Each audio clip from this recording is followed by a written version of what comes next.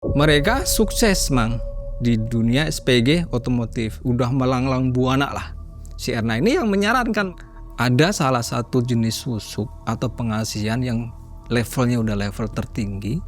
Jadi jenis susuknya adalah jenis susuk kantil.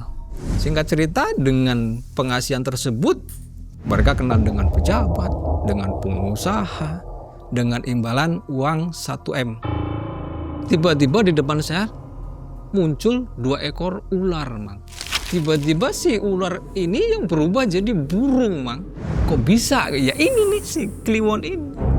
Tapi dia yang megang apa yang dia dapat, Mang. Ini melati penawar dari susuk.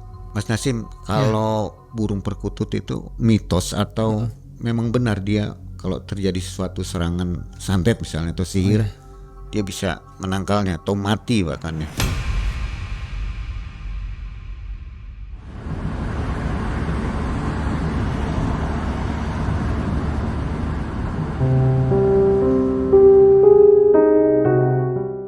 Melintasi jalanan ramai di bawah sinar mentari, kami kembali untuk menjemput kisah penuh arti. Di kediamannya, Mas Nasim menunggu kedatangan tim untuk menceritakan pilunya kehidupan seorang rekanan. Cerita nyata yang dapat memberi kita pelajaran berharga, agar tak masuk ke dalam jurang yang sama. Ah itu Mas Nasim tuh.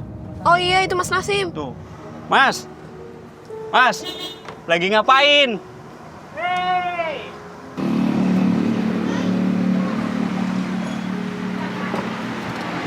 Alhamdulillah sehat cuy. Dari mana aja? Biasa. Gimana? Udah siap buat cerita di depan Mang E? Siap dong. Oke, ayo kita gas. Sekarang nih, Sekarang dong. ganti baju dulu ya. Siap. Kisah ini tentang seorang SPG otomotif nan menawan yang dikejar target sampai nyaris hilang keimanan. Ia memilih pengasihan susuk kantil untuk jadi pegangan agar diminati oleh para pelanggan kesayangan. Oh iya cuy, ya gini, aku punya peliharaan nih cuy, yang udah lama aku simpen, udah lama aku pelihara nih. Ya kita tahu lah ya mitos perkutut yang sudah kita ketahui selama ini kayak gimana. Oke, kalau gitu kita bawa Mas. Oke siap, ayo kita berangkat yuk. Aduh, bismillahirrahmanirrahim. Tapi wangi kantil tak selalu berarti damai, sebab ada yang menempel di balik pesona pengasihan. Nah, Mas Nasim, Yap. gimana sih ceritanya kok bisa seperti itu, Mas? Ya gini, seperti yang kita ketahui ya, bahwa burung perkutut ini kan mitosnya kan yang kayak gitu-gitulah. Cuman ya nanti saya ceritain deh di studio sama Mang E, biar nanti para viewer nanti tambah penasaran seperti apa sih sebetulnya mitos burung perkutut itu yang katanya bisa berubah jadi ular, bisa berubah jadi kepala manusia dan sebagainya. Nanti tak ceritain semuanya di sana. Akankah ia bisa lepas sebelum semuanya terlambat? Atau senyumnya tinggal sisa, ditelan oleh susuk pengikat?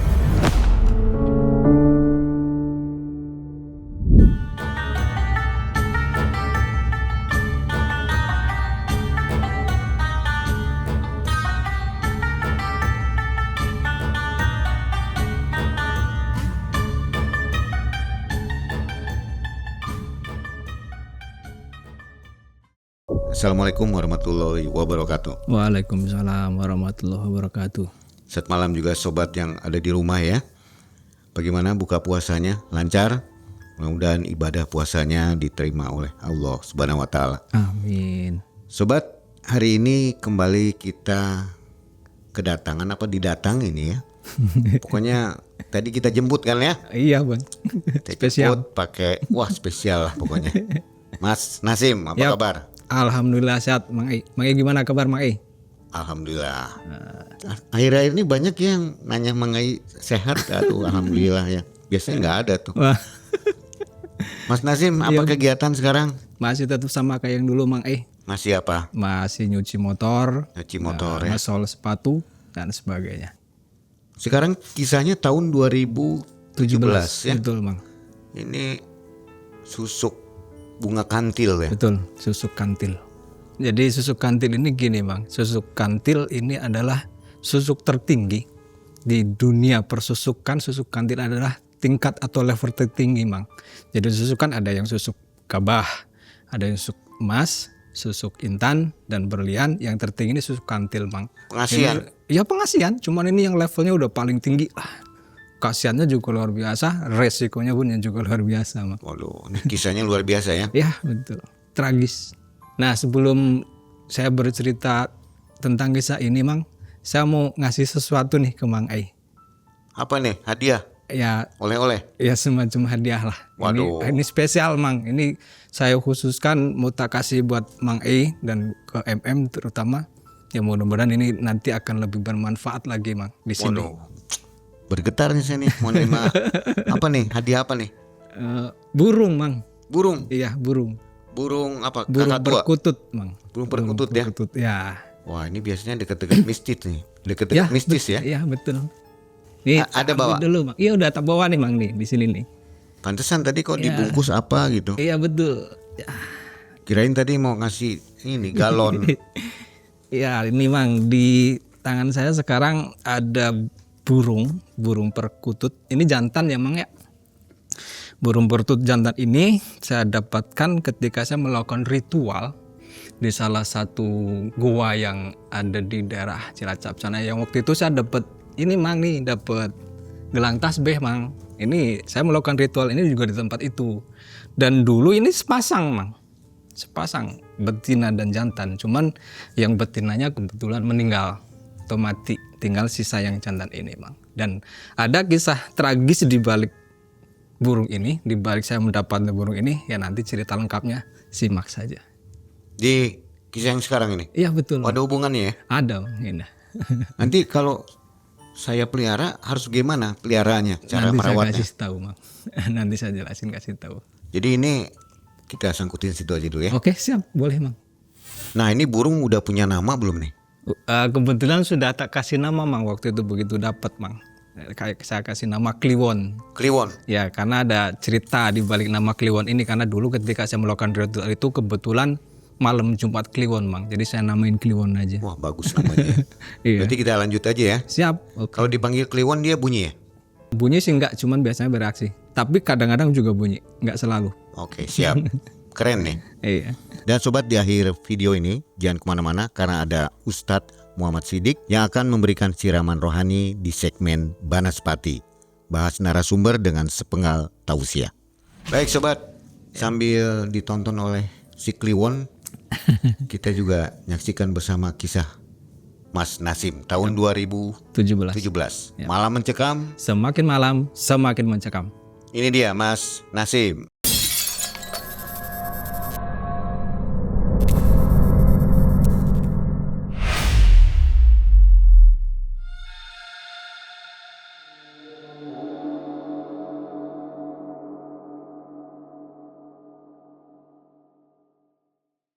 Gini, Mang.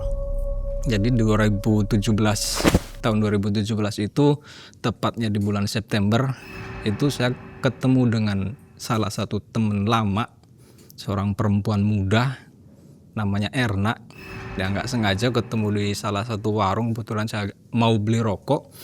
Tiba-tiba sebelum saya manggil yang punya warung, tiba-tiba dari arah belakang ada yang meluk saya, Mang.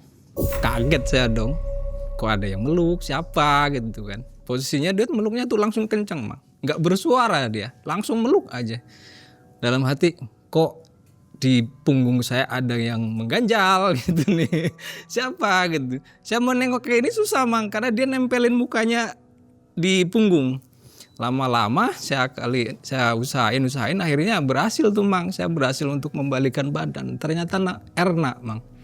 Jadi Erna ini adalah teman lama, teman yang memang lama sekali nggak bertemu. Setelah sekian tahun saat itu baru ketemu lagi, Mang. Dan Erna ini ya usianya sebetulnya jauh di bawah saya, Mang. Dia terpaut 12 tahun dari saya. Cuman ya memang kami akrab. Setelah basa-basi sambil masih dilatih sama orang, Mang, di situ karena di warung itu juga ada beberapa orang yang mau belanja mungkin ya. Ngeliatin kami berdua, akhirnya saya bilang, "Kapan kamu ada di sini, kamu datang sini kapan?" Saya bilang. "Udah 3 hari yang lalu, Mas. Mas Hasim mau ngapain?" "Ini mau beli rokok." Udah kebenaran saya juga mau beli sesuatu, kata Erna. Akhirnya dia yang belanja Mang. Karena memang tipikalnya dia seperti itu. Akhirnya dia yang masuk ke dalam. Saya nggak jadi masuk. Saya disuruh nunggu di luar. Setelah sekian saat dia akhirnya keluar sambil membawa bingkisan Mang. Yang nggak tahu isinya apa. Sambil dia bilang, "Mas, kita ke tempat biasa yuk." Mau ngapain? Biasa curhat, kata dia. Dia memang suka curhat. Waktu dulu juga kayak gitu. Ayolah. Mas Nasim nggak lagi sibuk kan? Enggak. Ayo aja. Ayo. Akhirnya kita pergi Mang ke tempat favorit kami waktu dulu, yaitu di sebuah tempat. Ya tempat ini berada di pinggir sawah. Jadi ada apa ya? Ada perbukitan kecil lah. Memang tempat biasa buat kami nongkrong. Kami berdua di situ. Setelah sampai di tempat, Erna langsung membuka bungkusan yang ada di kresek tadi. Dikeluarin tuh Mang satu-satu. Ada rokok di situ, ada cemilan dan ada minuman. Kata Erna, "Ini Mas, rokoknya Mas Nasim." Gitu. Bager kamu, baik gitu ya, beliin saya rokok. Sekali-kali Mas, kata dia. Akhirnya kami menikmati bekal yang kami bawa sambil ngerokok, sambil minum, sambil ngemil, ngobrol basa-basi. Sampai akhirnya dia ekspresinya tuh langsung berubah. Yang tadinya ngobrol biasa, datar, ceria, cengengesan. Akhirnya tuh tiba-tiba dia yang berubah ekspresi. Saya paham betul ekspresinya. Kata saya, "Kamu kenapa nak?"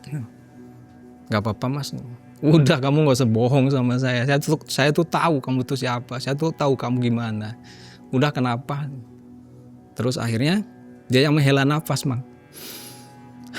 Kayak berat begitu ya menghela nafasnya. Mas, saya lagi punya masalah. Saya tahu kamu punya masalah dan kelihatannya berat. Apa masalahnya? Akhirnya cerita dia Mang.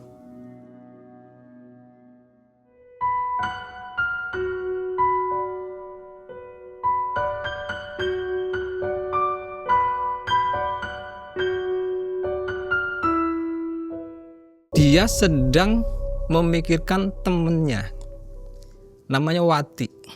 Dia punya teman namanya Wati. Wati ini kata dia sedang dalam kondisi yang sakit parah Mang.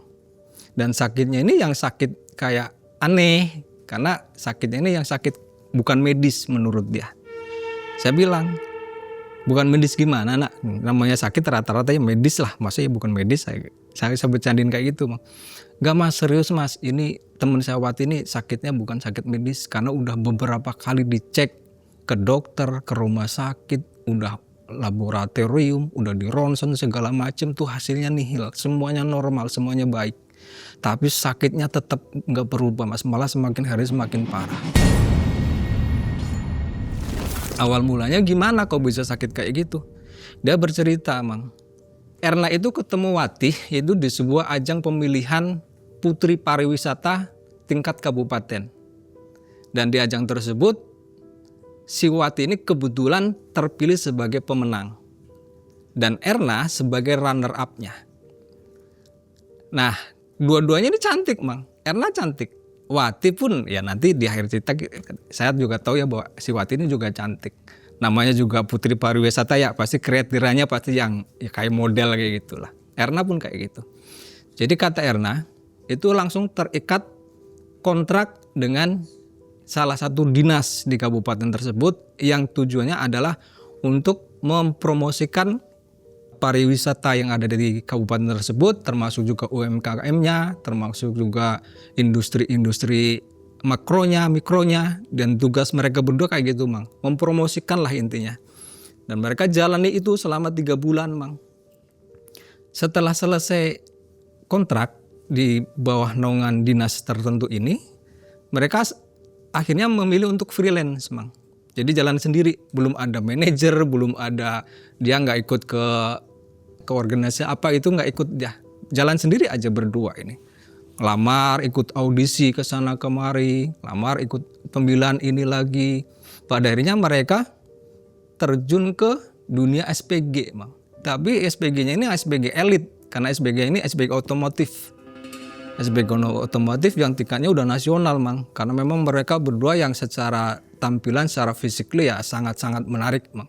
Namanya juga Putri Pariwisata ya. Singkat cerita, mereka sukses Mang di dunia SPG otomotif. Udah melanglang buana lah, nasional bahkan. dari pulau yang satu ke pulau yang lain gitu loh.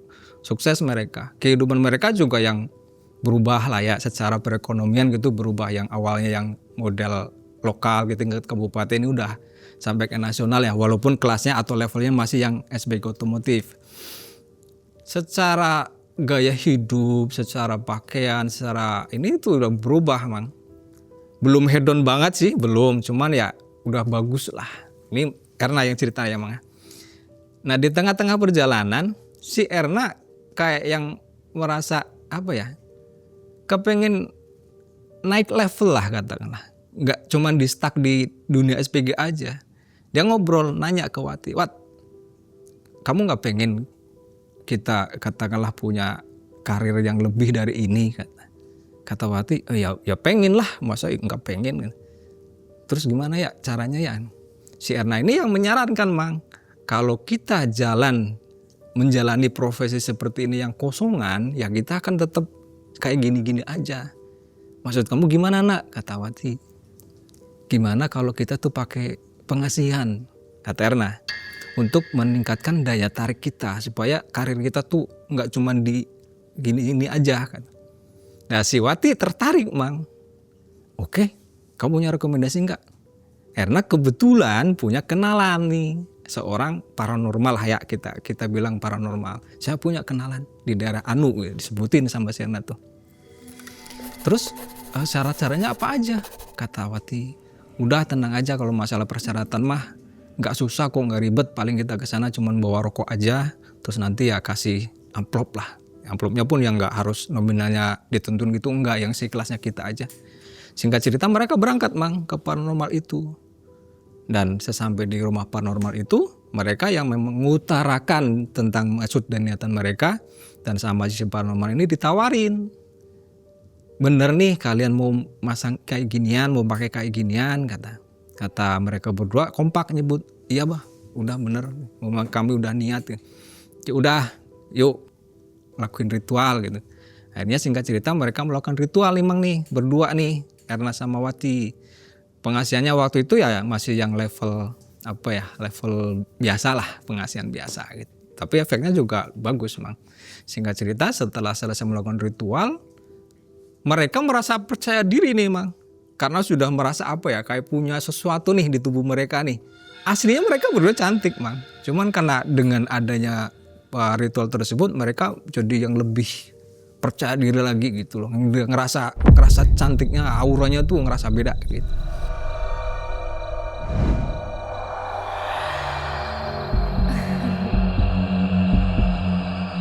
Singkat cerita dengan pengasihan tersebut mereka benar-benar naik level Mang, nggak cuma jadi SBK otomotif. Jadi mereka tuh punya apa ya, relasi, punya kenalan yang tadinya yang hanya sebatas orang-orang otomotif atau orang-orang yang memang beli, yaitu pembeli atau penjual gitu. Akhirnya mereka yang memperluas relasi mereka. Mereka kenal dengan pejabat, dengan pengusaha, orang-orang kaya lah intinya, kaum konglo. Kenalah mereka dengan salah seorang pengusaha. Pengusaha ini pengusaha batu bara kebetulan. Si pengusaha batu bara ini menawarkan ceritanya ke mereka berdua. Dah kamu gak usah ikut-ikut SPG lagi.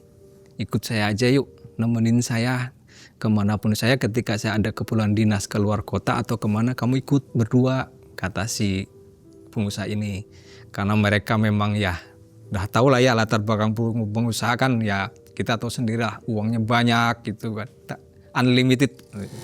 Akhirnya mereka mengiyakan tuh Mang ikut.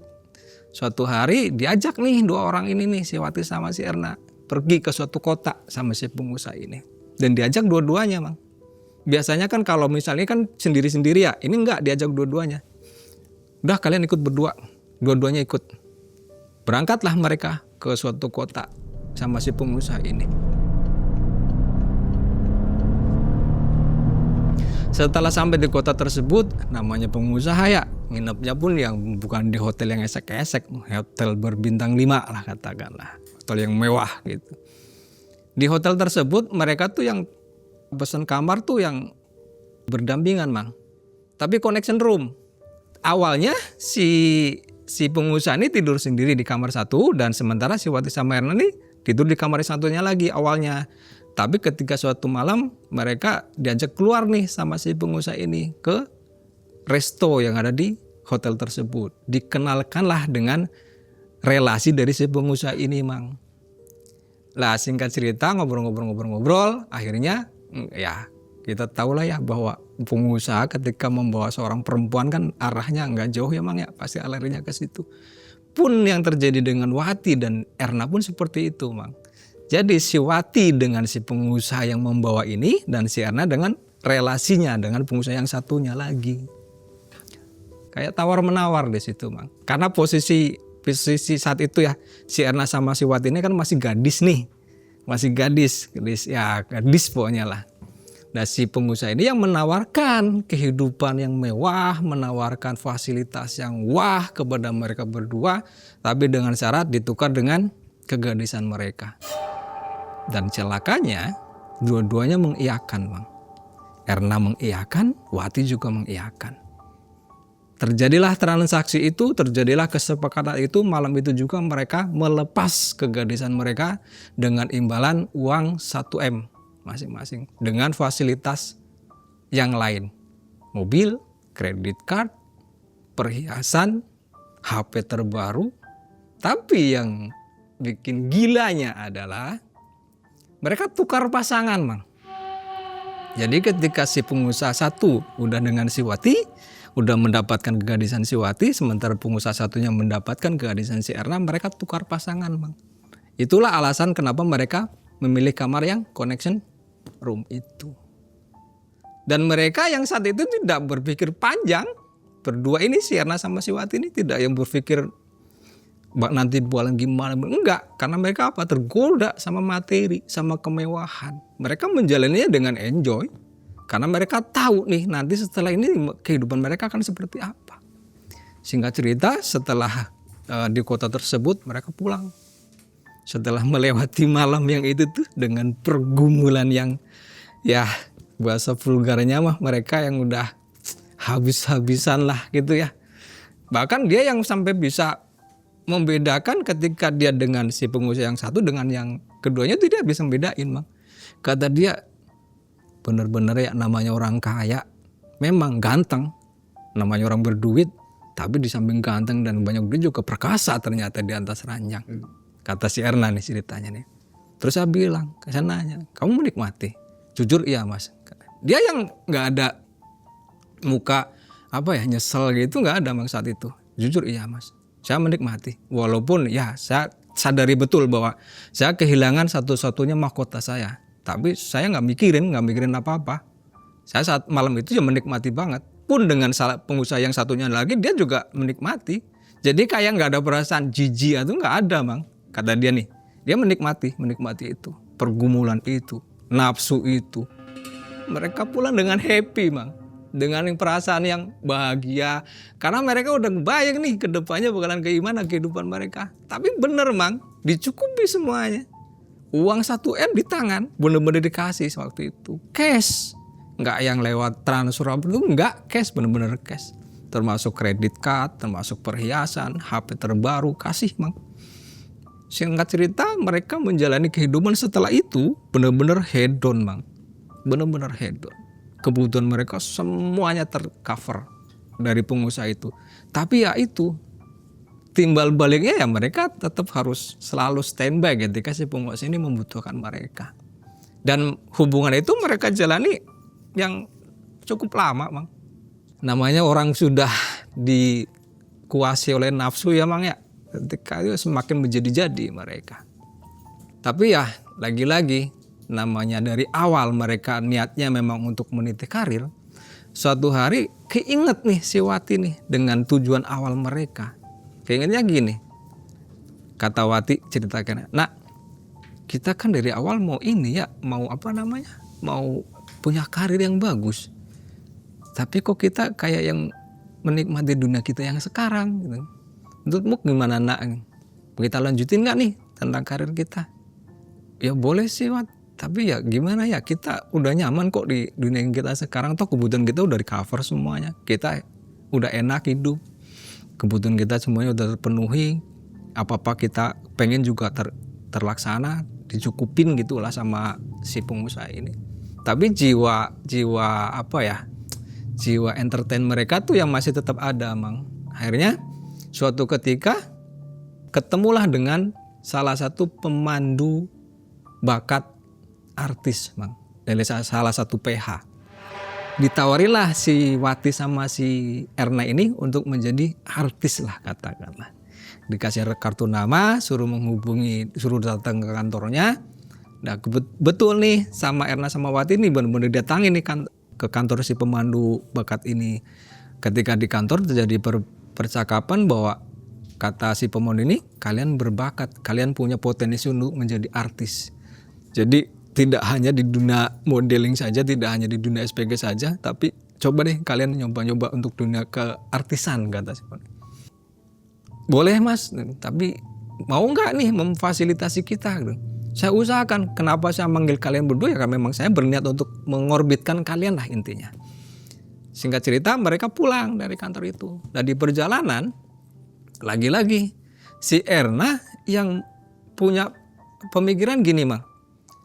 Kalau untuk menjadi artis kata apalagi sinetron kayaknya bekal kita kurang deh kata si Erna ini. Lagi-lagi si Erna yang punya ide nih. Maksud kamu gimana nak? Toh kita kayak sekarang tuh kayak yang udah wah loh. Kita tuh good looking. Kita tuh memang ya tahu sendiri kan ketika kita lagi di mana gitu kita jadi pusat perhatian. Enggak, tapi untuk terjun ke dunia itu kita butuh sesuatu yang wah katanya. Terus gimana? Punya rekomendasi enggak? Karena Wati udah tahu nih arah pembicaraannya. Saya sih enggak, untuk saat ini enggak ada. Tapi ya nanti deh cari tahu. Nah, singkat cerita si Wati ini ya malah Mang Wati ini yang punya kenalan. Jadi saudaranya Wati ini kenal dengan salah seorang dukun atau paranormal. Disarankanlah ke Wati tuh ke daerah Anu. Ya tepatnya sih di daerah Jawa Timur ya. Di daerah Jawa Timur katanya ada paranormal yang ampuh, yang khusus pengasihan. Karena mereka ya memang udah banyak uang, tanpa basa-basi lagi, langsung ke sana Mang didatengin berdua nih sambil dianterin sama saudaranya Wati ini. Sampai di rumah paranormal tersebut mereka yang mengutarakan keinginannya, mengutarakan keperluannya sama si paranormal ini ditantangin malah Mang. Bener kalian mau kayak ginian? Kan kamu udah make. Paranormal ini tahu Mang. Kan mereka berdua itu udah make tuh. Iya bah, tapi kami ingin yang lebih, ingin sesuatu yang wow gitu. Karena rencananya kami mau terjun ke dunia artis. Kita kurang percaya diri nih kalau cuma modal kayak yang sekarang. Kita butuh sesuatu yang wow kata mereka berdua. Akhirnya ditawarin lah sama si paranormal ini Mang. Ada salah satu jenis susuk atau pengasihan yang levelnya udah level tertinggi. Khasiatnya nanti akan luar biasa. Tapi ya resikonya pun gede. Gimana kalian berani nggak kata si paranormal ini. Karena didorong oleh keinginan mereka untuk terjun ke dunia artis. Akhirnya mereka menyanggupi Mang. Walaupun sudah dikasih tahu nih resikonya atau efeknya apa saja itu udah dikasih tahu nih sama si paranormal tersebut. Tapi mereka yang tetap maju aja udah bah pokoknya kita udah bulat, udah keinginan kita udah bulat, kita tetap maju apapun resikonya kata si Wati. Yang antusias banget si Wati nih, yang ambisius banget si Wati. Jadi jenis susuknya adalah jenis susuk kantil. Jadi susuk kantil ini ada susuk tertinggi di dunia persusukan. Kantil yang tertinggi nih emang nih.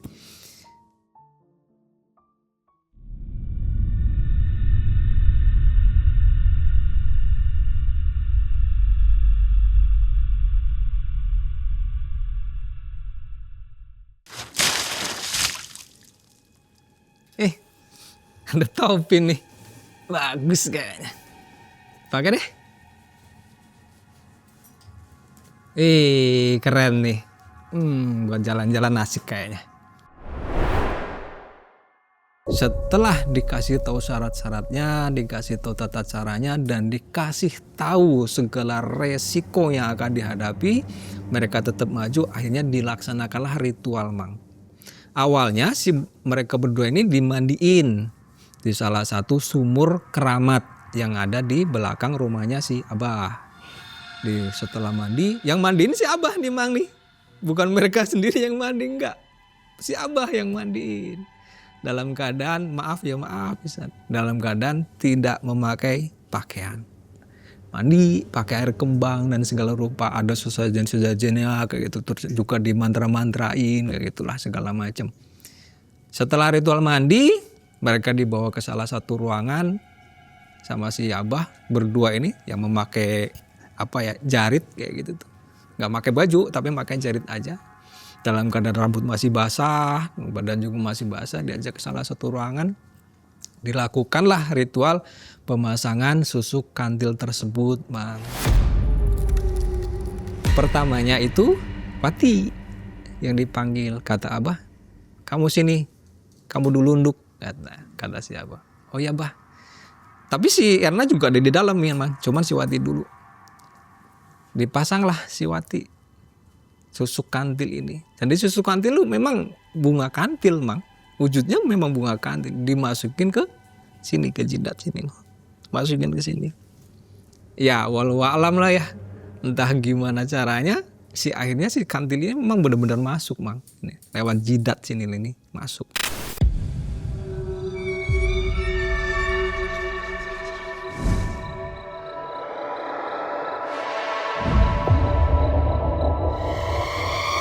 Setelah selesai, dibacain mantra-mantra lagi, diritualin lagi, dibakarin dupa dan segala macem. Udah gitu selesai, udah kamu selesai. Ke pinggir dulu. Sekarang kamu nduk. Nah, panggil si Erna. Majulah Erna. Dilakukan ritual yang sama seperti Wati. Ketika mau dipasang susuk kantil, gak bisa masuk Mang. Si Erna ini. Diulang lagi tetap nggak masuk lagi, diulang lagi tetap nggak masuk, sampai dimandiin lagi Mang, diulang dari nol. Setelah dimandiin, ritual lagi, dibacain mantra lagi, tetap aja nggak masuk Mang. Pada percobaan ketika tetap nggak masuk, akhirnya si Abah bilang, kamu kayaknya tidak berjodoh dengan kantil, kata si Abah. Ya maaf saja, kamu tidak bisa. Si Erna pun yang sebetulnya ya protes. Karena dia tahu Wati berhasil, tapi kenapa kok dia enggak? Si Erna nanya, kok bisa enggak berhasil Bah? Ya mungkin ada sesuatu yang memang tidak mengizinkan kantil ini masuk ke tubuh kamu. Tapi tidak dijelaskan secara rinci. Singkat cerita, Erna menerima, yaudah Bah kalau kayak gitu, gak apa-apa. Gitu. Yang penting teman saya udah masuk. Setelah pulang dari situ, rasa percaya diri Wati itu yang semakin menjadi Bang. Berarti seolah-olah tuh kayak yang udah ngerasa paling cantik sendiri lah. Lah Erna karena gagal, ya Erna yang jadi minder Mang. Merasa bahwa kok aku gak berhasil ya, sementara Wati kok berhasil gitu. Tapi Erna yang tidak serta-merta menjadi down terus ninggalin kayak itu enggak Mang. Karena Erna merasa melakukan ini tuh yang dari awal tuh berdua Mang. Erna tuh yang gak mau, gak tega ninggalin Wati sendirian. Wati pun memang yang bilang ke Erna, udah nak kamu jangan kecil hati, kamu jangan mundur, udah kamu tetap dampingin saya, kamu jadi manajerku deh, gitu kata si Wati. Dan Erna pun mengiyakan, semakin menjadi-jadi tuh Wati tuh. Dari pengusaha yang satu ke pengusaha yang lain, dari pejabat satu ke pejabat yang lain. Kehidupannya pun yang semakin berubah total Mang. Yang tadinya kan dari pejabat satu dia udah fasilitas udah oke nih. Dia apalagi ditambah dari pengusaha yang lain tuh udah semakin wah pokoknya Mang. Tapi alih-alih dia menerjuni dunia karatisan, dia semakin nyaman dengan dunianya, Mang. Dengan dunia yang dia lakukan. Menjadi simpanan para bos-bos besar lah intinya, Mang. Yang udah gak kepikiran menjadi artis. Singkat cerita itu dijalani lama sekali Mang. Kehidupan yang seperti itu tuh. Termasuk dengan Erna pun yang gak meninggalkan si Wati. Tetap mendampingi aja. Ya, jadi hanya formalitas doang tuh. Dia menjadi manajer. Aslinya mah gak ada.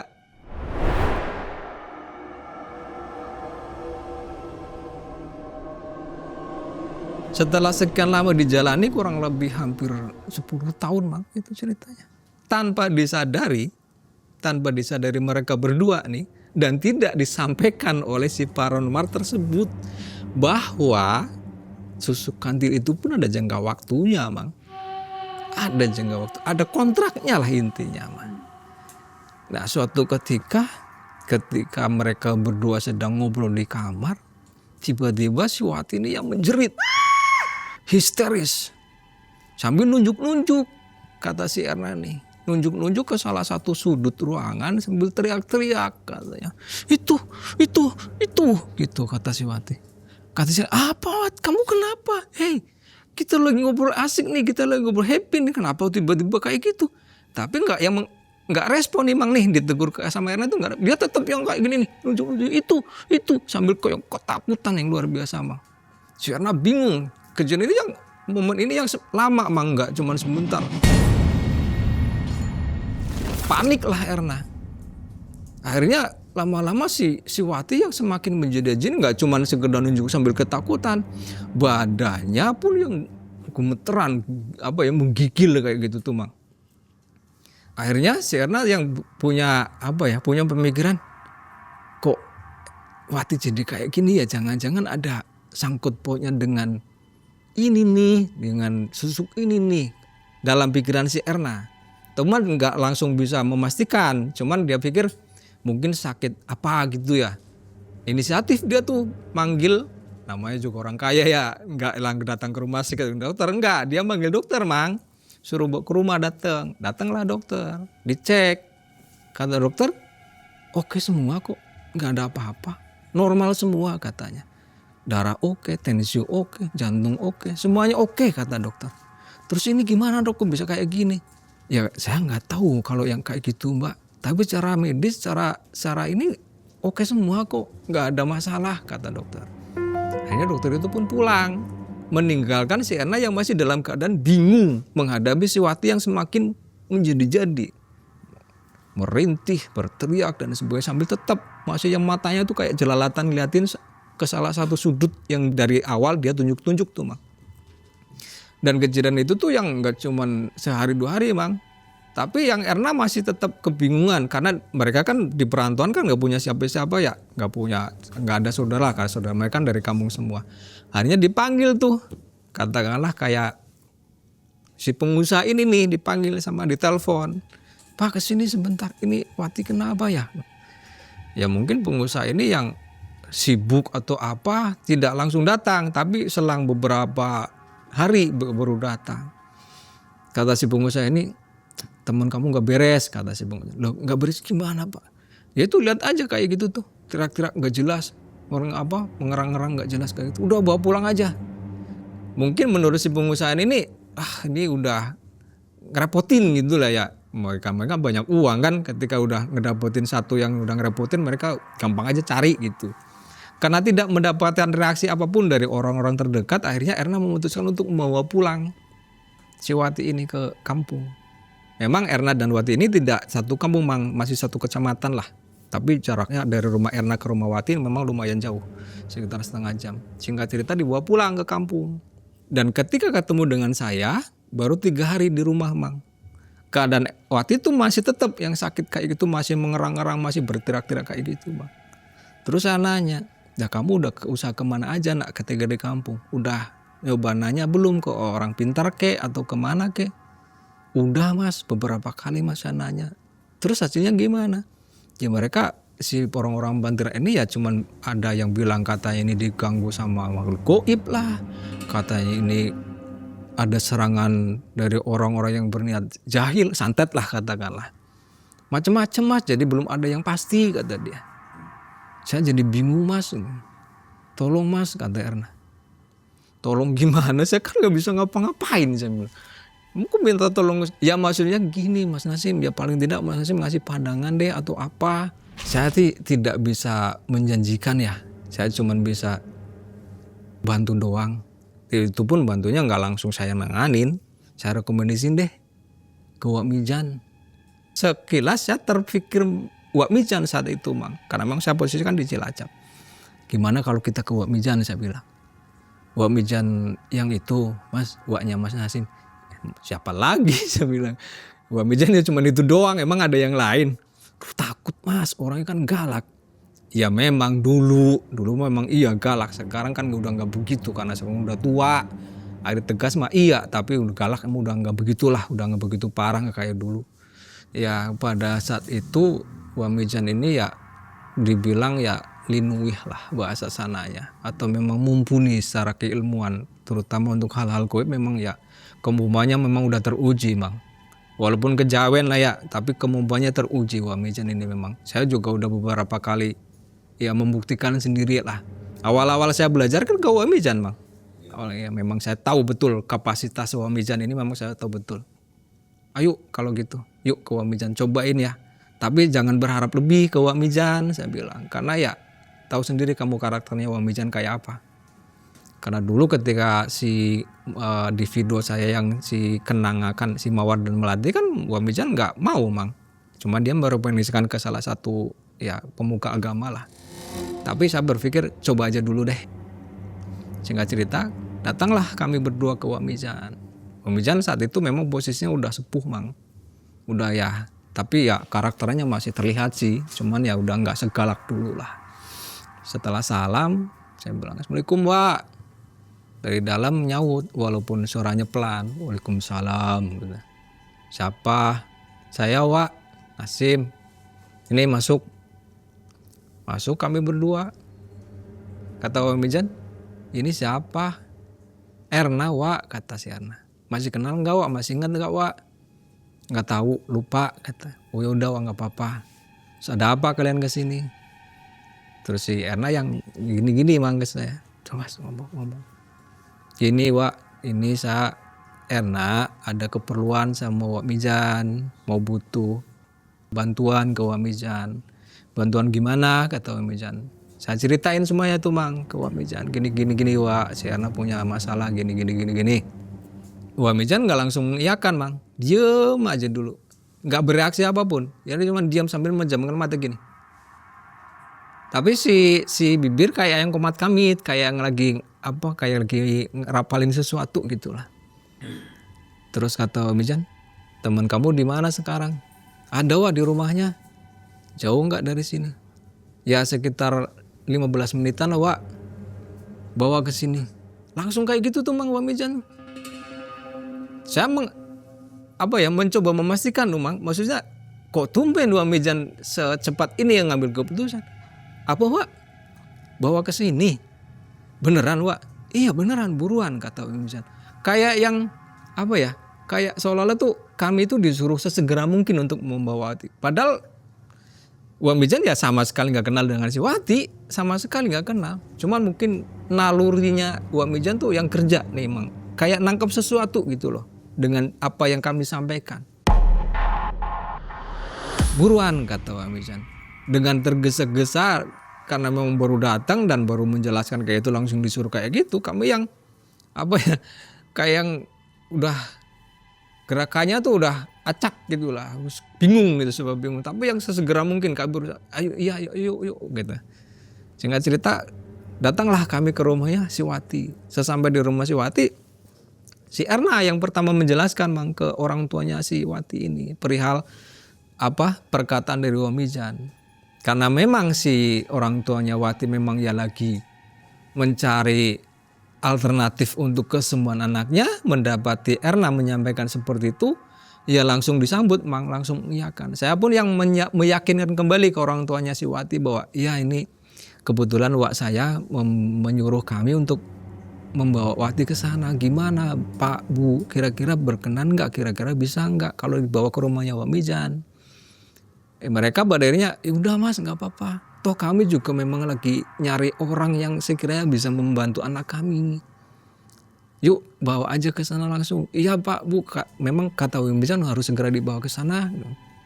Akhirnya dibantu sama keponakannya orang tua Wati, bawalah kami membawa Wati ke rumahnya Wamijan dengan mobil Mang, karena memang Wati punya mobil. Tapi saya sama Erna nggak ikut ke dalam mobil karena kami berdua pakai motor. Sampailah di rumah Wamijan. Nggak taunya begitu sampai rumah Wamijan tuh yang udah kayak mempersiapkan segala sesuatunya tuh Mang. Udah di kamar, menyiapkan tempat tidur, terus di situ ada beberapa bunga, ada beberapa wewangian kayak gitu, termasuk dupa dan sebagainya. Kayak yang udah prepare, kayak yang udah tahu ada sesuatu nih, makanya langsung tuh gercep gitu Wak Mijan. Kami bawa masuk, terus kata Wak Mijan, udah langsung masuk dalam sini. Bawa masuk ke kamar. Disuruh berbaring tuh si Wati. Masih respon Mang. Masih respon ketika disuruh berbaring, masih respon. Tapi yang responnya itu yang enggak langsung seketika nurut. Enggak, ini dulu, kayak ngeracu dulu. Tapi akhirnya tetap berbaring juga.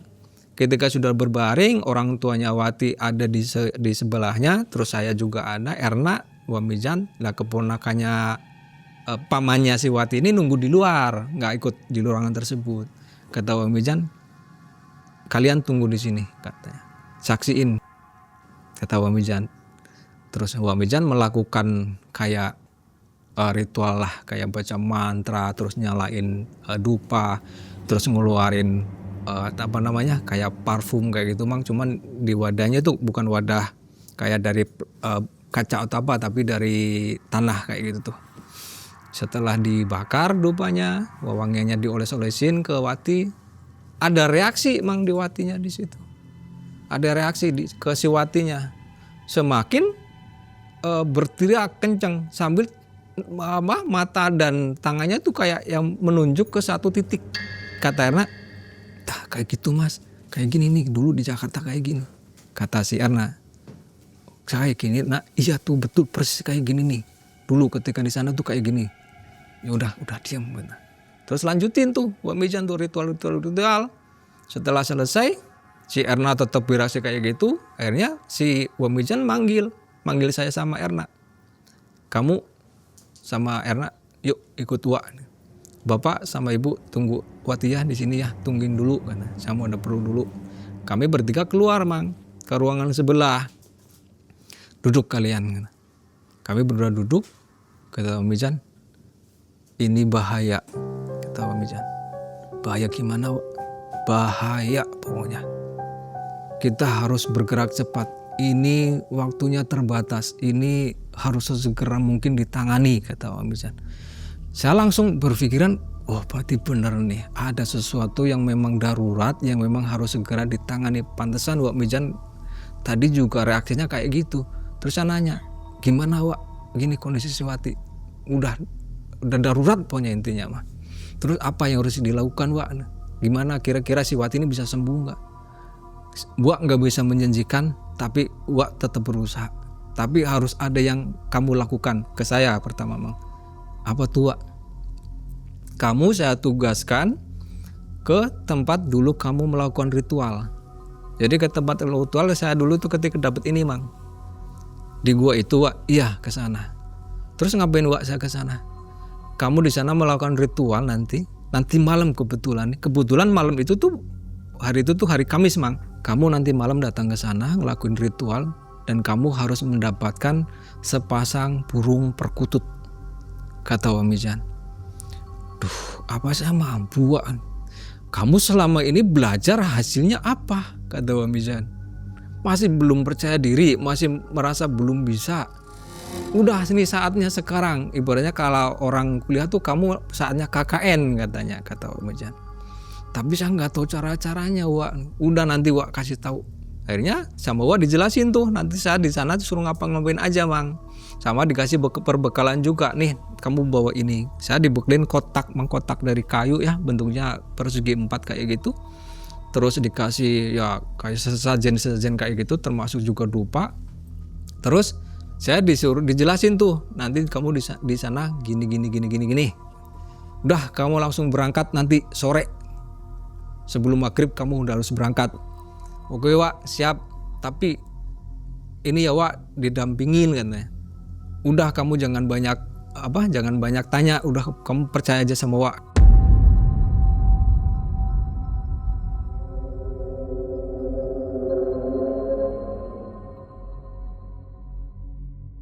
Singkat cerita menjelang maghrib saya berangkat nih Mang. Sendirian saya berangkat Mang waktu itu pakai motor. Berangkat langsung ke gua tersebut. Dan di gua tersebut setelah maghrib saya langsung melakukan ritual apa yang disarankan oleh Wak Mijan. Setelah semuanya saya lakukan, sesajen sudah terpasang, dupa saya sudah bakar, mantra-mantra pun sudah saya baca. Anehnya Mang, perkiraan saya nih, karena memang saya nggak bawa jam waktu itu, kurang lebih mungkin sekitar jam 9-an lah, karena jarak antara saya melakukan ritual sebelum habis maghrib itu saya lagi duduk bersila sambil di depan saya tuh dupa tetap nyala, Mang. Nggak padam. Sesajen juga udah tersedia semua. Saya dalam keadaan terbuka mata saya, nggak yang merem gitu, nggak. Tapi tetap saya baca ada mantra-mantra tertentu lah. Tiba-tiba di depan saya muncul 2 ekor ular. Ularnya nggak besar, nggak yang ular kayak piton atau anaconda gitu, enggak. Ularnya yang kecil biasa, mungkin seginilah. Lebih kecil sedikit lagi, selengan ini lebih kecil sedikit lagi. Tapi ularnya tuh kayak ular kobra, Mang, tapi bukan kobra. Yang kayak gini posisinya, sepasang kayak gini nih, Mang nih. Di depan saya nih. Ularnya warnanya hitam, mungkin kayak kayak black mamba mungkin ya, kalau di Afrika tuh kayak black mamba. Kayak gini aja nih ular nih. Tapi diem, nggak ngapa-ngapain, Mang. Cuman kayak ngeliatin saya aja.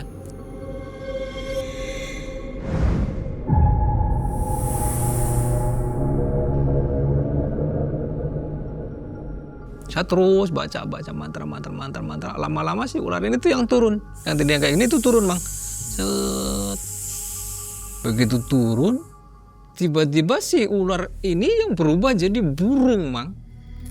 Anehnya tuh. Saya juga heran sampai sekarang pun saya belum belum ketemu tuh gimana. Kok bisa? Ya ini nih si kliwon ini. Salah satunya kliwon. Tapi waktu itu 2, Mang. Dan sepasang nih. Betina dan jantan.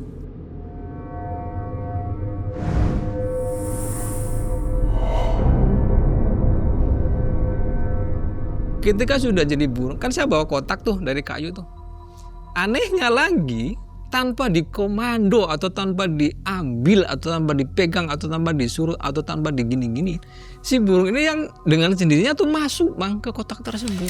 Ini saya dapetin melakukan ritual yang serem juga, Bil. Di tempat saya ngelakuin ritual yang waktu dapat gelang tasbih itu saya dapet ini. Awalnya ular ini, Bil. Wujudnya pertama ular sepasang, setelah saya baca mantra terus berubah jadi burung ini. Ini bertahan sampai sekarang.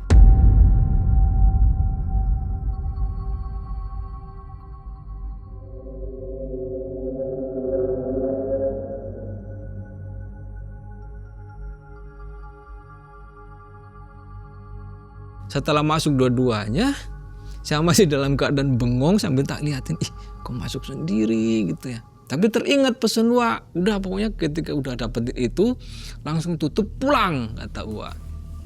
Begitu masuk adalah mungkin ya sekitar 20 detikan lah. Saya tutup, langsung saya ambil. Saya udah nggak nengok kemana-mana lagi tuh, Mang. Karena dalam hati saya, toh saya udah dapet apa yang disuruh Wak nih. Langsung saya tutup, saya bawa pulang pakai motor. Agak ngebut memang waktu itu, karena memang kata Wak harus cepet. Mungkin sampai rumah itu perjalanan kan lumayan ya, Mang ya. Ada sekitar 30 atau 45 menitan lah malam-malam. Sampai rumah tuh kurang lebih jam 10-an, 10 lebih lah. Sampai rumahnya Wak Mijan, saya langsung masuk. Ini Wak, berhasil kamu. Alhamdulillah Wak, ini saya dapat. Udah sini. Jadi Wak Mijan kayak yang udah tahu apa yang harus dia lakukan. Dan di rumahnya dia udah nyiapin kandang, Mang. Si burung itu dimasukin ke kandang, ditaruh digantung kayak gini nih, tapi posisinya di luar, Mang, di teras. Nih, satu syarat udah terpenuhi dan masih ada salah satu syarat lagi, dan ini adalah syarat utama yang harus dipenuhin. Dan ini yang paling susah, kata Wak Mijan. Apalagi tuh Wak, saya bilang. Ada nanti. Masuk saya. Ngobrol lagi sama si Erna. Sementara si Wati di dalam dengan orang tuanya masih kayak gitu, teriak-teriak sambil yang kayak gitulah. Si Wak Mijan bilang gini, Nak, dulu kamu kan yang tahu kemana ketika pasang susu kantin ini, ke siapa dan di mana, kan kamu yang tahu. Makanya sekarang tugas kamu untuk ke sana, untuk mencari penawarnya, kata Wak Mijan. Kamu masih ingat kan rumahnya dan daerah mananya? Jalan-jalan kamu masih ingat, kata Wak Mijan. Masih, Wak. Yaudah kamu ke sana, berangkat sekarang juga, kata Wak Mijan. Terus sama siapa, Wak? Saya inisiatif dong Mang, karena merasa loh kasihan kalau Erna berangkat sendirian. Saya ikut ya Wak. Enggak, kamu di sini, kata Wak Mizan. Loh Wak, terus Erna sama siapa dong? Masa berangkat sendirian? Itu suruh pakai sama itu tuh, sama omnya Wati, suruh nemenin, bawa mobil kan? Bawa mobil mereka. Karena Erna merasa kesempatan untuk menebus beban moralnya, dan dia sendiri yang memang menginginkan Wati untuk sembuh, antusias sekali ketika dia diberi tugas kayak gitu Mang. Ya udah Wak, siap, saya berangkat. Terus nanti apa aja nih, apa nih yang harus saya cari Wak, apa nih yang harus saya dapatkan untuk syarat ini. Dijelasin lah sama Wak Mizan. Jadi susu kandil ini bisa dilepas oleh orang yang memasangnya. Kalau orang yang memasangnya ini sudah tidak ada, pasti ada penawarnya. Kamu minta ke sana. Syukur pisan masih ada nih orang yang masang si abah itu. Kalau memang masih ada, bawa ke sini suruh lepas. Kalau misalnya si abahnya udah nggak ada, minta penawarnya ke keluarganya, ke anaknya, ke istrinya, ke siapa, kata Wak Mizan. Berangkatlah mereka berdua Mang. Dan sebelum berangkat, Wak Mizan wanti-wanti. Nah, ini waktunya udah mepet sekali. Jadi kamu tidak punya waktu banyak untuk mendapatkan ini. Jangan sampai kamu melewati jam 12 malam besok. Kamu masih punya waktu 24 jam, kata Wak Mizan. Karena posisi waktu itu kan masih sekitar jam 11-an lebih lah ya, sebelum mereka berangkat tuh. Pokoknya sebelum jam 12 kamu sudah harus sampai sini, kata Wak Mizan. Gimana pun caranya, dihitung sama Erna. Perjalanan dari rumah ke sana sekian jam, terus baliknya sekian jam. Itu kalau normal. Kalau enggak ya mungkin. Tapi dalam hati Erna, ya ini satu-satunya kesempatan saya bisa berusaha untuk membantu Wati sembuh. Akhirnya dengan tekad yang kuat, Erna berangkat ditemani oleh omnya Wati. Berangkatlah mereka. Berangkat berdua, yang bawa mobil si omnya Wati. Kami di rumah nungguin Wati, nemenin orang tua Wati. Tapi Wak Mizan pesan, kamu jangan di dalam, kamu di sini pantauin terus si burung perkutut itu. Kalau ada apa-apa, kalau ada reaksi apa-apa dengan burung itu, cepat bilang ke Wak. Tapi Wak emang mau tidur Wak? Enggak Wak, enggak tidur. Namun Wak mau masuk ke ruangan Wak. Jadi Wak punya ruangan tertentu. Singkat cerita, pagi-paginya sekitar jam 8-an, si Erna nelpon Mang ke saya. Mas, alhamdulillah saya udah sampai ke tujuan. Oh ya syukur nak, udah selamat berjuang, semoga berhasil ya. Siap Mas, doain ya. Setelah saya nelpon, saya nunggu tetap mantoin si burung ini. Ya memang malamnya saya juga sempat tidur Mang. Ya tidur ayam lah sambil duduk soalnya, nggak yang pulas. Selang beberapa saat, Erna nelpon lagi Mang. Mas, ada kendala. Apa nak? Ini yang abahnya sudah nggak ada, udah meninggal beberapa tahun yang lalu, tapi masih ada anaknya. Terus gimana? Ya kata Wak Mizan kan minta penawar. Oh iya nak, itu tanyain ada nggak penawarnya? Ada Mas, kata Erna. Ada penawarnya. Tapi harus ada tebusan, kata si Erna. Tebusannya apa? Dengan suara berat Erna menjawab, harus menukar tebusan itu dengan badannya. Jadi si anak dari paranormal ini, yang katanya menurut anak paranormal ini, si goib dari si penawarnya ini menghendaki adanya persetubuhan. Menurut anak paranormal itu. Saya bilang, nak, jangan deh, kata saya. Jangan sampai mengorbankan lagi. Toh kamu sudah tahu resikonya. Toh kamu sudah tahu juga bahwa akan kayak gini. Jangan deh, kata saya. Cuman Erna yang tetap bersikukuh Mang. Enggak Mas, apapun akan saya lakukan, yang penting Wati sembuh. Ya saya udah gak bisa ngapa-ngapain lagi Mang. Tekadnya udah gede kayak gitu. Ya udah nak, terserah kamu. Tapi jelas Mas ngelarang. Tapi kalau kamu tetap mau melakukan, ya itu menjadi pilihan kamu. Mungkin saat itu memang benar-benar dilakukan sama si Erna. Tapi sebelum telepon terputus, saya bilang, "Nak, waktu kamu terbatas, kamu harus sesegera mungkin kembali ke sini. Ingat pesan Wak Mejan, sebelum jam 12 kamu harus sampai."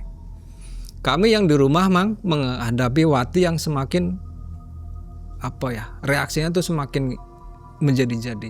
Beberapa kali si burung ini menunjukkan tanda-tanda kayak ada sesuatu yang datang Mang. Jadi ketika burung ini bertingkah atau yang kayak bunyi, tapi bunyinya kalau ini kan normalnya yang ketekuk gitu kan. Kalau ini enggak Mang. Ketika si makhluk yang mau datang untuk ke Wati ini, yang ditunjuk-tunjuk oleh Wati ini bunyinya enggak kayak gitu Mang. Kayak bunyi ayam gitu. Kayak gitu Mang. Sambil dia yang kayak loncat-loncat kayak gitu tuh. Yang bertingkah aneh lah intinya. Ketika kayak gitu, Wak Mejan bilang, "Duh, deket," kata Wak Mejan. "Deket gimana Wak?" "Udah di sini," kata Wak Mejan. "Siapa yang di sini Wak?" "Itu makhluk yang memang selama ini menghantui Wati. Udah di sini dia." "Terus mau ngapain Wak?" "Ya mau jemput Wati," kata Wak Mejan. Aduh, saya bilang, udah semoga si Erna cepet pulang deh Wak. Ya udah, yuk kita berharap sama-sama gitu.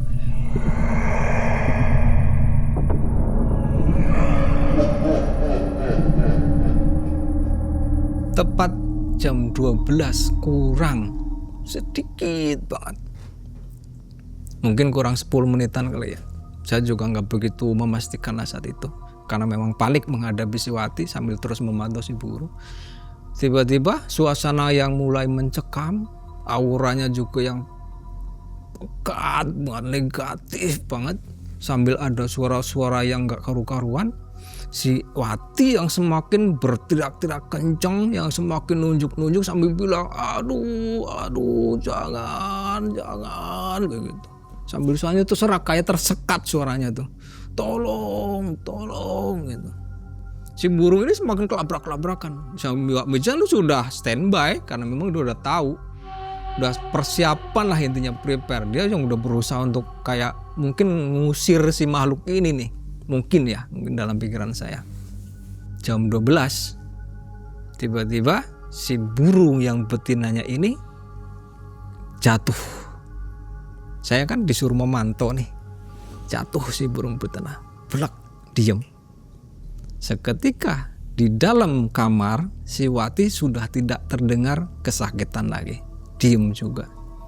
Dalam hati, ya Allah, apa ini pertanda? Dan menangislah kedua orang tua Wati mendapati Wati yang diem, yang tadinya teriak-teriak itu tiba-tiba diem. Pas dicek Mang, dicek kayak gini sambil dibangunin Wati sambil menangis, ibunya terutama, Wati bangun. Udah nggak bereaksi si Wati, diem aja, badannya dingin Mang. Dan suasana yang tadi mencekam gitu tiba-tiba yang normal lagi Mang. Wak Mejan mengambil napas panjang. Ada aura kegagalan yang sangat kuat banget di situ. Sementara saya pribadi masih berharap Erna segera pulang. Tapi kejadian itu sudah terjadi. Wati saat itu, walaupun kami belum bisa memastikan bahwa Wati sudah meninggal, tapi kami punya pikiran bahwa Wati sudah meninggal, sudah dijemput oleh si makhluk ini. Jam 12:20 tiba-tiba dari jauh sorot mobil muncul. Pelan-pelan mobil berjalan. Begitu nyampe di depan rumah Wak Mejan, pintu dibuka dengan tergesa. Turun si Erna langsung nangis menjadi-jadi. Wat, aku pulang, Wat, aku pulang, Wat. Sambil yang meratap kayak gitu tuh. Saya jemput Mang karena kebetulan saya berada di luar saat itu. Nak, sabar nak, sabar. Enggak mas, ini saya sudah berhasil mas, kata Erna. Dengan tangisannya, dengan ratapannya yang memang luar biasa saat itu, karena mungkin Erna menyadari bahwa tenggat waktu yang diberikan oleh Wak Mejan udah nggak bisa dikejar. Tapi dia yang megang apa yang dia dapat Mang. Nih kebetulan Maaf ya Mang ya, saya bawa Ada bendanya. ada Mang. Maaf. Ini nggak apa-apa ditayangkan ya. Enggak apa-apa Mang, enggak apa-apa, tayangin aja.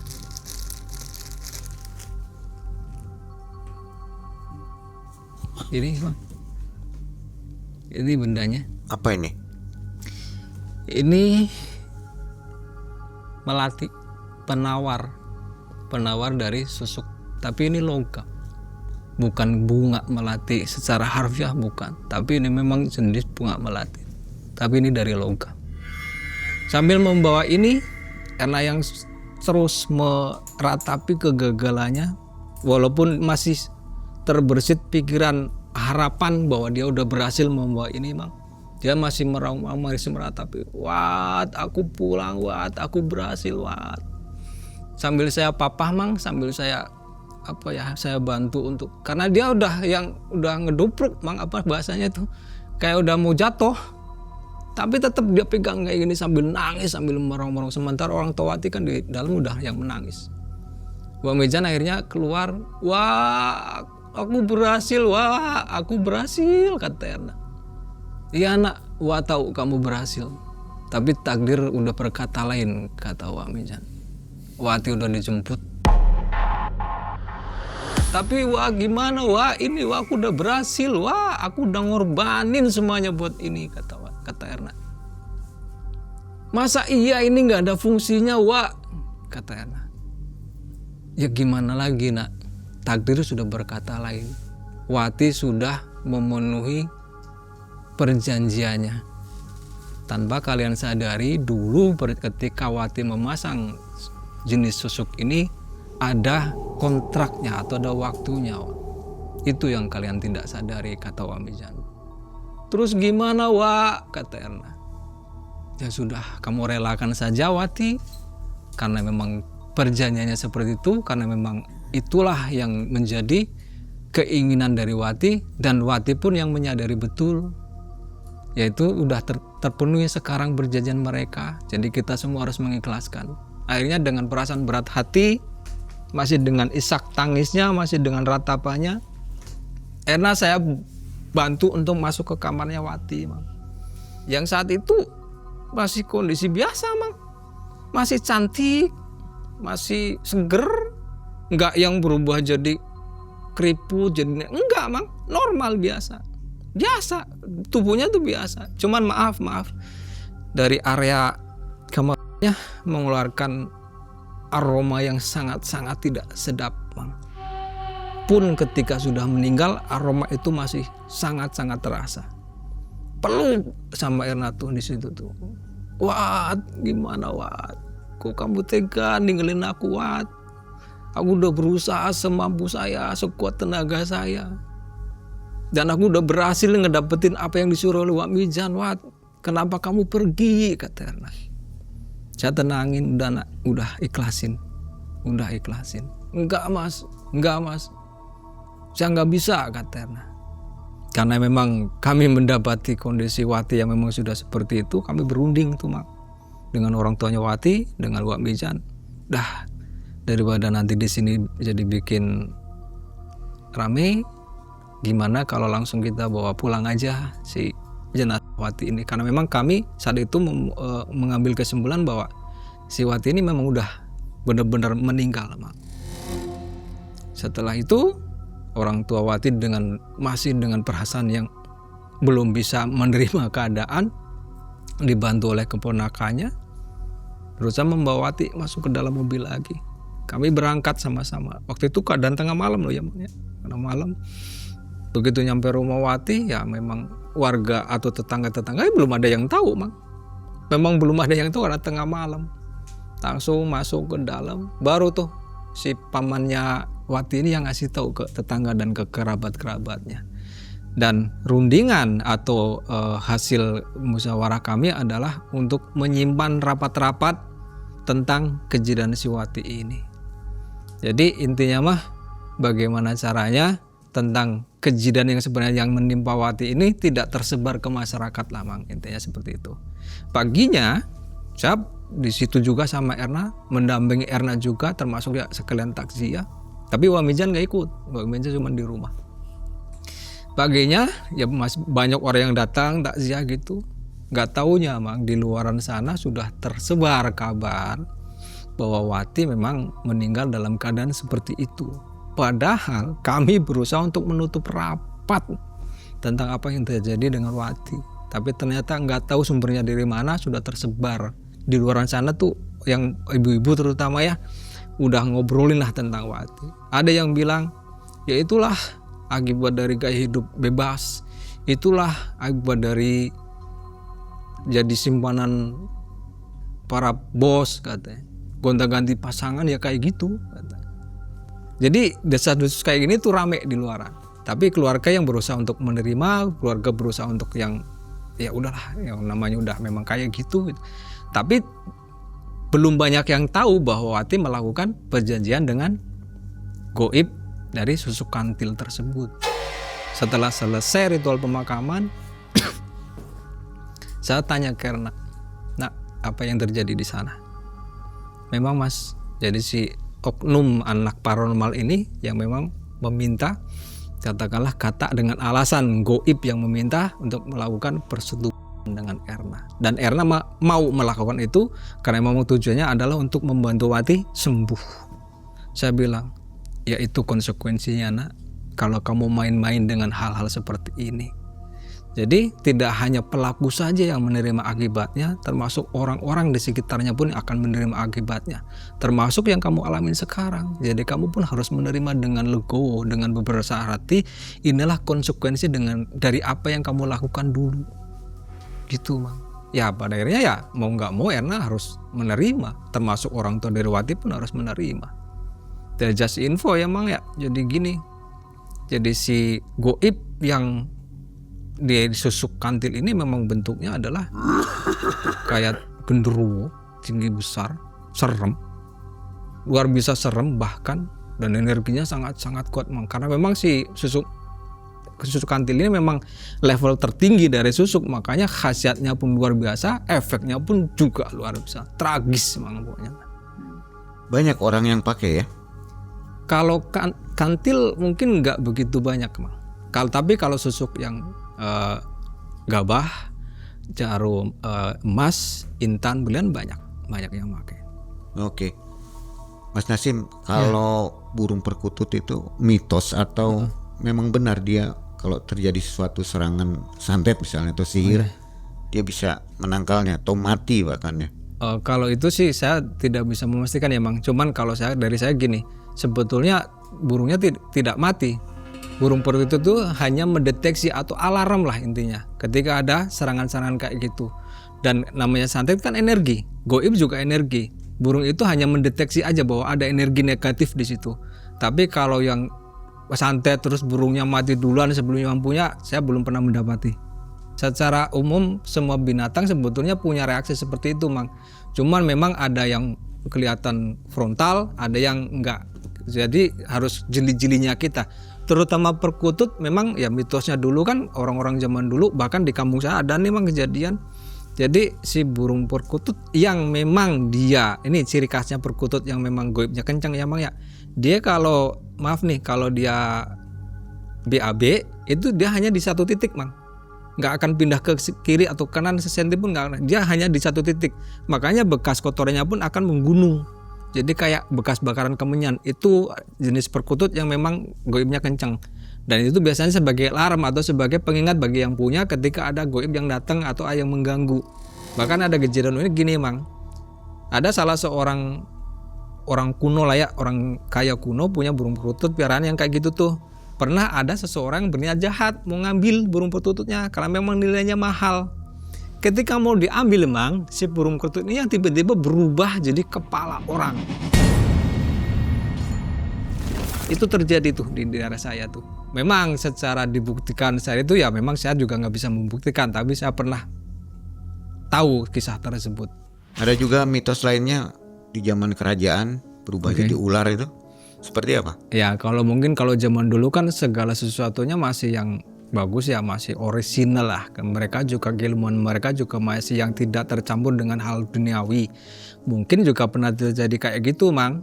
Sangat bisa terjadi ketika dulu ada para punggawakah atau para resi atau para orang-orang hebat yang mempunyai peliharaan burung perkutut yang berubah jadi ular. Bisa terjadi emang. Kebetulan yang ini nih yang awalnya jadi ular terus jadi burung. Kebetulan yang ini kliwon ini nih. Jadi dibanding hewan-hewan lain, perkutut ini lebih sensitif atau Enggak gimana? juga, Mang. Kalau yang sensitif Bang, malah kucing. Jadi kucing itu lebih sensitif dan lebih reaktif.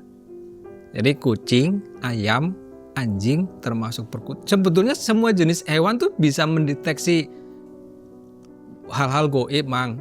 Cuman nggak yang reaktif banget, enggak. Tapi kalau kucing, ayam, anjing itu kelihatan banget mereka.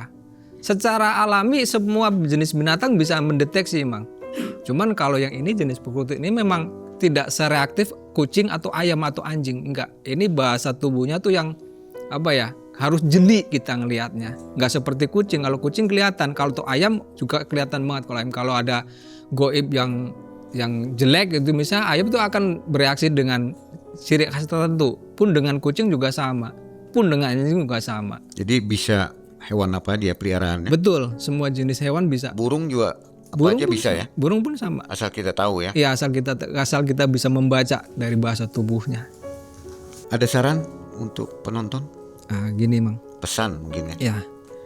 Jadi saran saya, jangan pernah sekali-kali melakukan persetujuan atau persekutuan dengan bangsa goib, entah itu jin, entah itu demit, entah itu apalagi setan. Karena resikonya tidak hanya kepada orang yang melakukan persekutuan tersebut, tapi kepada orang-orang sekitar, termasuk keluarga, termasuk teman, apalagi kayak posisi di cerita ini kan si Erna yang menyarankan itu. Erna pun mendapatkan akibatnya, Bang, dari ini. Satu, kedua, bersyukurlah dengan apa yang kita dapat atau yang kita punya. Karena ketika kita menuruti hawa nafsu tidak ada ujungnya. Jangan pernah tergiur dengan nikmatnya duniawi.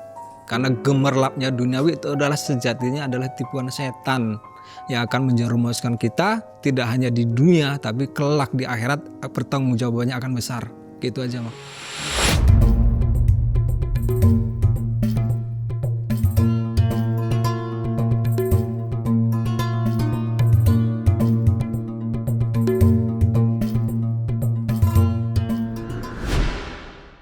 Bismillahirrahmanirrahim. Assalamualaikum warahmatullahi wabarakatuh. Alhamdulillahilladzi arsala rasulahu bil huda wa dinil haq liyudhhirahu ala dini kullihi wa kafa billahi syahida. Asyhadu an la ilaha illallah wa asyhadu anna Muhammad abduhu wa rasuluh. Allahumma sholli ala Muhammad wa ali Muhammad kama shallaita ala Ibrahim wa ali Ibrahim fil alamin innaka Hamidum Majid. Sobat malam mencekam yang sama-sama mengharap ridho Allah, yang sama-sama mengharap ampunan Allah. Setelah kita simak kisah dari Mas Nasim berkenaan dengan temannya yang namanya Wati yang berobsesi menjadi seorang artis. Tapi dengan cara yang salah, dengan cara dia memasang susuk minta bantuan makhluk goib. Supaya kelihatan lebih cantik, lebih menarik di mata orang. Tentu saja untuk memasang susuk itu ada risiko yang harus dibayar. Apalagi tidak tanggung-tanggung. Susuk yang dipasang Mbak Wati yakni susuk kantil yang level tinggi. Tentu saja makin tinggi level tersebut makin tinggi risiko yang akan Mbak Wati dapatkan. Dan ketika seseorang menggunakan hal itu akan membayar sesuatu yang berharga. Dan ketika orang itu lebih mementingkan dunia daripada akhirat, tunggulah kehancurannya. Seperti yang Allah beritakan dalam surat Al-Ala ayat 16 dan 17. Bal tu'tiluna hayatal dunya wal akhiratu khairu wa abqa. Dan kamu lebih memilih kehidupan dunia, padahal kehidupan akhirat lebih baik dan lebih kekal. Itu ayat yang diberikan informasi dari Allah Subhanahu wa taala agar supaya kita lebih mementingkan akhirat. Baginda Rasul juga bersabda dalam satu hadisnya bahwa dunia itu begitu kecil, diibaratkan sebagai beratnya itu seberat 11 sayap nyamuk. Bisa kita bandingkan dunia seberat sayap nyamuk. Jadi yuk mari sama-sama sobat malam mencekam di Ramadan ini, mari sama-sama bersihkan diri kita dari karat-karat kemusyrikan. Itu yang bisa disampaikan dalam kesempatan kali ini. Di segmen Banaspati ini saya Ustadz Muhammad Siddiq dari Korps Mubalik As-Sofa mengucapkan selamat menjalankan ibadah Ramadan. Wabillahi taufiq wal hidayah. Wassalamualaikum warahmatullahi wabarakatuh.